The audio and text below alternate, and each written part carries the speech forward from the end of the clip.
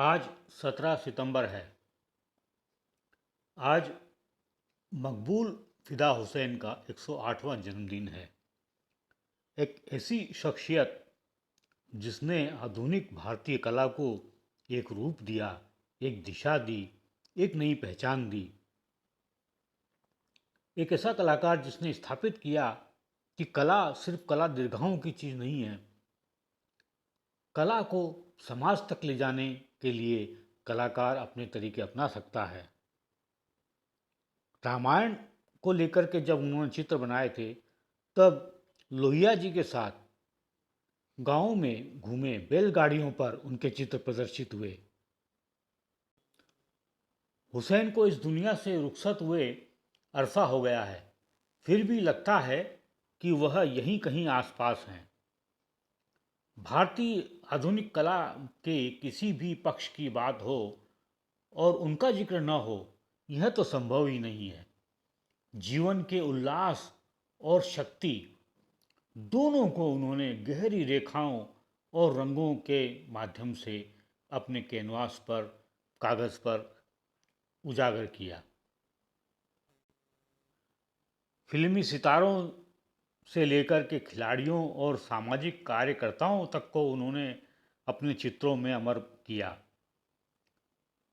सिर्फ इतना ही नहीं, उन्होंने आम आदमी की, साधारण मनुष्य की स्थिति को भी अपने कला संसार में प्रवेश दिया।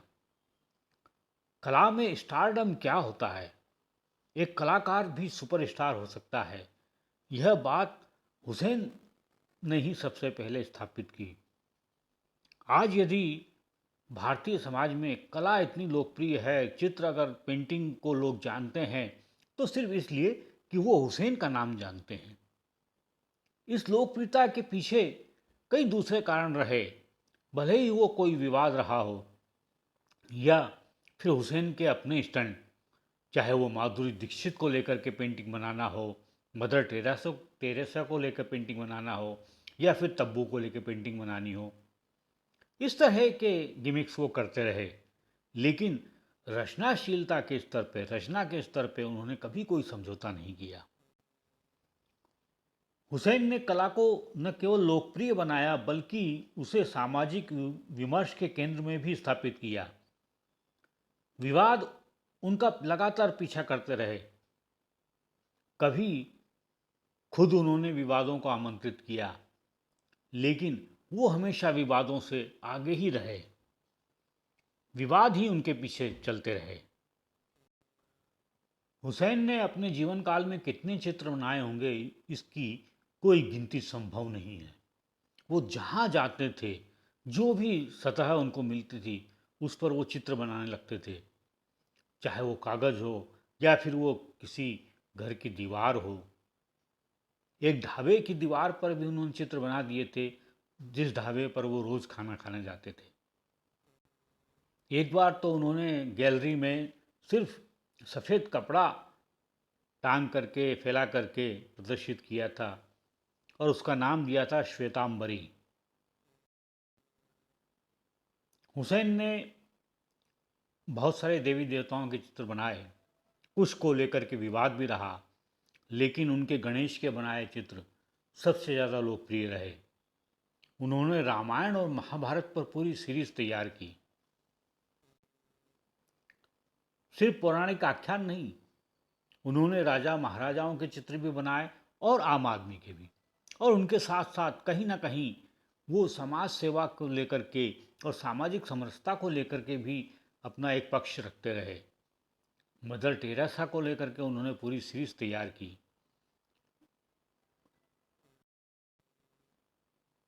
हुसैन की कला यात्रा जब शुरू हुई थी, उस दौर में देखें तो उनके साथी रजा और बाकरे और कई दूसरे कलाकार अमूर्त कला की ओर जा रहे थे।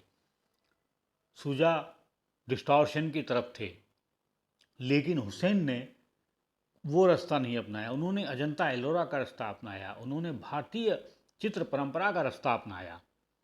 हालांकि कभी उन्होंने अपने जीवन में अमूर्त कला को नकारा नहीं, अपने अमूर्त कलाकार साथियों को कभी उन्होंने नकारा नहीं, उनको सहर्ष स्वीकार किया और खुद अपने चित्रों में वो अमूर्त कला को लेकर के प्रयोग करते रहे।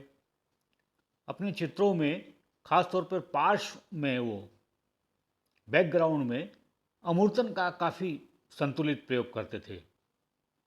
बनारस को लेकर के जब उन्होंने चित्रों की रचना की थी, तो उन चित्रों में खास तौर पर देखें तो जो बनारस का जो आध्यात्मिक चरित्र है, जो उसका एक अमूर्त रूप है, भाव रूप है, वो उनके चित्रों में दिखाई देता है।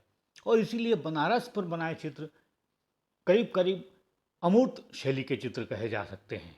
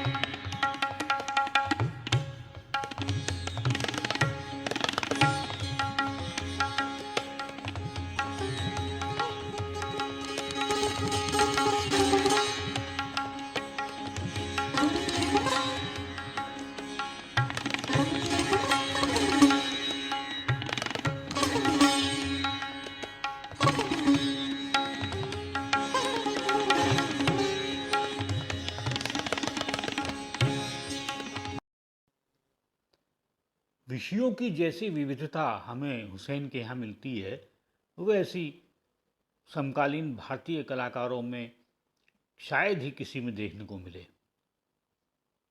कारण कि वो इतने ज़्यादा सक्रिय रहे रचनात्मक जीवन में, और उनकी दृष्टि जीवन के सभी पक्षों की तरफ जाती थी।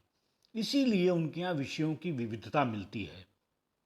और यही कारण है कि आज जब वो भौतिक रूप से यहाँ नहीं है, इस धरती पर नहीं है, तब भी भारत में कला की चर्चा करते समय बिना उनका नाम लिए, बिना उनका संदर्भ आए, कोई चर्चा पूरी नहीं हो पाती है। और शायद इसीलिए लगता है आज भी कि वो न होकर के भी यहीं कहीं हमारे आसपास हैं।